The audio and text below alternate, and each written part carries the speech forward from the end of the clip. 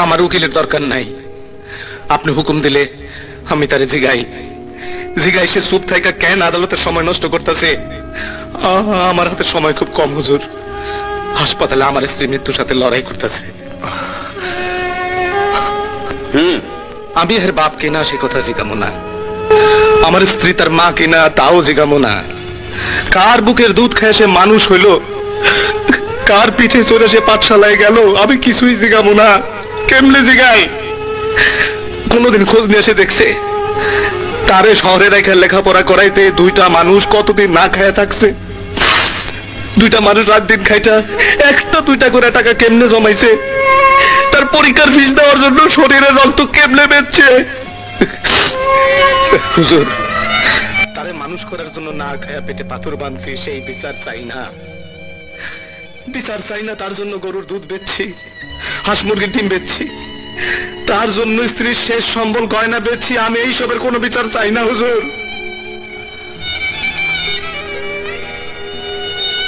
আমি চাই আমার ওই জমি, আমার আর কিছু নাই হুজুর। যা বেচা আমি আমার স্ত্রীর বাঁচাইতে পারি, সে ওই জমি আমার ধোকা দিয়ে লেখা দিছে।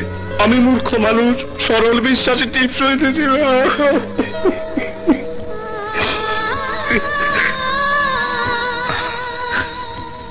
এই যে জনাব, আপনি কোন আমি যা কইছি তাকে হাসান মিশা কোন?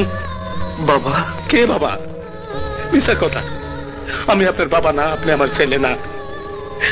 হারায় গেছে, হারায় গেছে আমার ছেলে, হারায় গেছে। হুজুর, তারে আমার জমিন ফিরাই দিতে কোন। ওই জমিন বেচে আমি আমার স্ত্রীর চিকিৎসা করাবো। এই দুনিয়ায় আমার স্ত্রী ছাড়া আর কেউ নাই হুজুর, আর কেউ নাই। আমি দোষী, আমি অপরাধী হুজুর। হ্যাঁ, আমি মিথ্যে বলে বাদনের কাছ থেকে টিপসই নিছি হুজুর। আমার শাস্তি দেন হুজুর, আমি দোষী। আমার শাস্তি দেন, আমার শাস্তি দেন।